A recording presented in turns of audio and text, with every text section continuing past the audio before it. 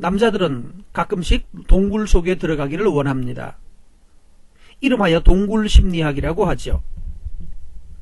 과도한 억압과 스트레스, 또 그리고 자기 존재의 모호함 또는 생존의 위협, 또 계속되는 억압으로 말미암아서 자기 정체성에 혼란이 오게 되면 남자들은 아무도 만나고 싶어 하지 않고 얘기도 하기 싫고, 그래서 동굴 속에 깊이 집거하려고 하는 성향들이 있습니다.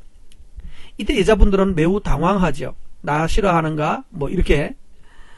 그런데 오늘 여기 다윗이 들어간 동굴을 한번 보십시오. 다윗은 남자들은 이 동굴 속에 들어가면 아무 말하지 않습니다. 입을 오히려 닫고, 그리고 내가 말해봤자 누구도 나에게 도움이 되지 않는다는 것을 알기 때문에 더더욱 아내에게나 이런 경우에는 절대로 말하지 않죠. 친구 관계도 끊어버리고 오직 혼자 숨어서 그 문제가 마음속에 정리될 때까지 숨어 있습니다. 근데 이 동굴 심리학의 관점에서 보면 오늘 이 다윗은 동굴 속에 들어가서 뭘 하는가 하면 막 소리내어 부르짖습니다. 하나님이라고 크게 부르짖으면서 하나님께 간구하고 있어요. 보통 동굴 속에 들어가도 이렇게 크게 소리 지르고 부르짖으면서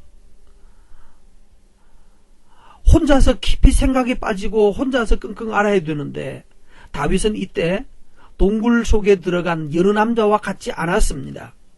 오히려 하나님께는 크게 부르짖고 있습니다. 지금 자기 삶에는 자기 장인 어른인 사울이 군사들을 보내어서 자기를 죽이겠다고 찾아다니고 있는 지경이거든요.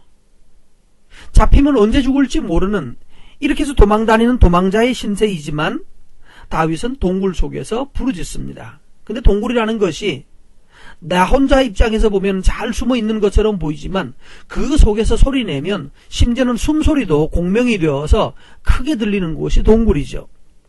동굴 안에서 소리를 질러버리면 그 소리가 오히려 트럼펫처럼 소리가 밖으로 나가서 더 멀리까지 이 소리가 나가게 됩니다. 그러면 나 이쪽에 있다라고 하는 것을 말해주는 것하고 같지 않았을까요? 근데 다윗은 하나님께 부르짖습니다. 우리가 배워야 될 첫 번째, 어느 곳에 숨어서, 동굴 속에 숨어서 그저 아무 소리 하지 않고 집거하고 있는 것이 옳으냐라고 물을 때 그렇게 옳은 것은 아닙니다. 바로 그 순간 내 삶의 주변에서 많은 적이 있고 나 혼자 고립되어 있다라고 하는 것을 깨달을 때 해야 될 일은 하나님이 나를 부르시고 있구나 합니다. 하나님이 나를 부르시고 계시는구나. 하나님이 나랑 얘기하기를 원하시는구나. 그래서 하나님 음성을 듣고 하나님께 나가셔야 돼요. 3절 말씀에 보면 내가 속이 상한다는 거 그랬죠? 내가 속이 상하는데 하나님도 보시지 않았습니까? 내가 얼마나 속상했을까요? 보세요. 내가 가는 길에 저 장인이라는 양반이 나 죽이겠다고 이렇게 함정 파놓고 나 체포하려고 이렇게 애를 쓰고 있습니다. 하나님, 내가 속상하지 않겠습니까? 내가 얼마나 분통 터지겠습니까? 내가 자기를 위해서 한 일이 얼마나 많은데 나를 죽이겠다니요. 하나님 이럴 수가 있는 겁니까? 화내고 있습니다. 4절 말씀 보시면 하나님 나 한번 보세요. 나는 아는 사람도 없고요. 4절에 있어요. 아는 사람도 없고 나는 피난할 곳도 피난처도 없고 나를 돌보는 사람도 없지 않습니까? 라고 말합니다.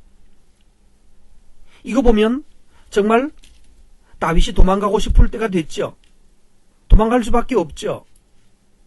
남자들이 누가 한 사람 의지할 데도 없고 피할 만한 자리도 없고, 그래서 나 혼자 있다, 혼자 고립돼 있다 이런 생각에 빠지면 숨어버리고 싶어 합니다. 실제로 목욕사를 살려야 될 가족들은 있는데, 나만 쳐다보고 있는 사람은 있는데, 나를 보고 나 사랑해달라고 요청하는 아내도 있는데, 그런데 내가 그렇게 해줄 힘이 없을 때, 그때 바로 지금 이런 동굴에 빠져들어가려고 해요. 그러나 여러분, 아무리 내 주변에 사람도 없고 피난처도 없고 돕는 자가 없다 할지라도 5절에 말하고 있는 대로 하나님께 부르짖어야 합니다. 하나님이 나의 피난처시고 나의 분깃이라는 말, 나의 지분이라는 뜻입니다. 내 몫이라는 뜻이에요. 세상에서 내 몫으로 주어진 것은 하나님밖에 없습니다. 사실 우리는 우리 몫이 너무 많아서 하나님을 별로 의지하지 못합니다. 내가 내 몫이 많다라고 여겨질 때 그 많아봤자 얼마 안 되는 거지만 별거 아니지만 그런데 내 몫 챙기고 내 몫 가지고 나 이거 있으니까 안심한다 라고 말하는 거야. 나 이제 직장 잡았으니까 이제 안심이다. 나 이제 결혼했으니까 안심이다. 나 이제 뭐 했으니까 안정됐다. 이렇게 이것으로 나의 안심을 삼고 이것으로 나의 지분을 삼으면 얼마 안 가서 그것이 나에게 오히려 더 큰 답답함과 위험이라는 것을 깨닫게 될 것입니다. 가족이 있다는 것이 나에게 보통 때는 나에게 위로가 될 수 있습니다. 내가 직장을 잡았다는 것이 보통 때는 위로가 될 수 있습니다. 왜? 먹고 사는 길이 해결된 것처럼 보이니까.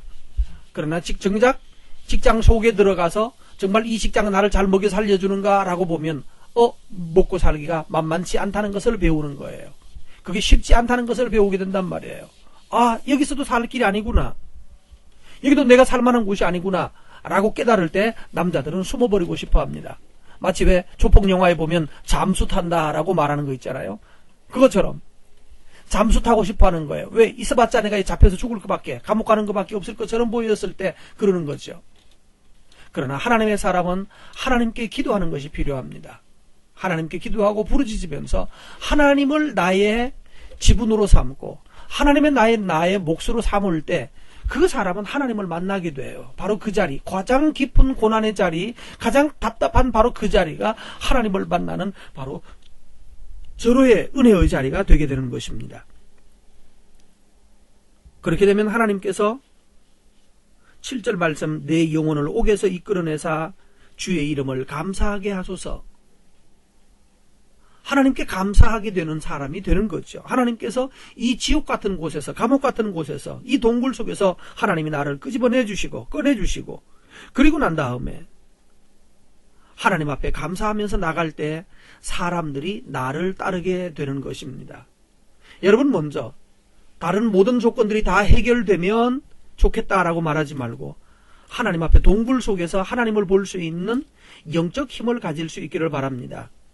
그러면 오히려 나의 원수 같던 사람들이 나를 따르게 될 것입니다. 많은 의인들이 나와 함께 하게 될 것입니다. 우리는 오히려 나의 답답함 때문에 내 주변에 있는 하나님의 사람들, 의인들마저도 배척하고 자꾸 숨어서 동굴 속으로 들어가려고 합니다. 근데 동굴 속에 들어가면 편안한가? 편안하지 않아요. 더 외로워집니다. 더 답답해집니다. 대부분의 사람들은 동굴 속에 들어갔다가 결국 제대로 헤어나지 못하면 우울증으로 빠집니다. 더 이상 동굴 속에서도 피할 길이 없다는 것을 보게 되면 그 다음에는 극단적인 생각을 하죠. 죄입니다. 잘못입니다. 왜 그럴까요? 하나님을 두지 않기 때문입니다. 마음에 오늘 하나님을 모시고 우리에게도 이런 답답함이 있고 내 것은 내 몫은 하나도 없다라고 생각되는 바로 이 순간에도 하나님을 의뢰하여 보시면 하나님을 만나게 되실 것입니다. 오늘 주님으로 말미암아서 여러분이 다시 기쁜 얼굴로 나오시고 그래서 주변의 많은 사람들을 말씀으로 이끌어가는 일에 쓰여지시기를 기원합니다.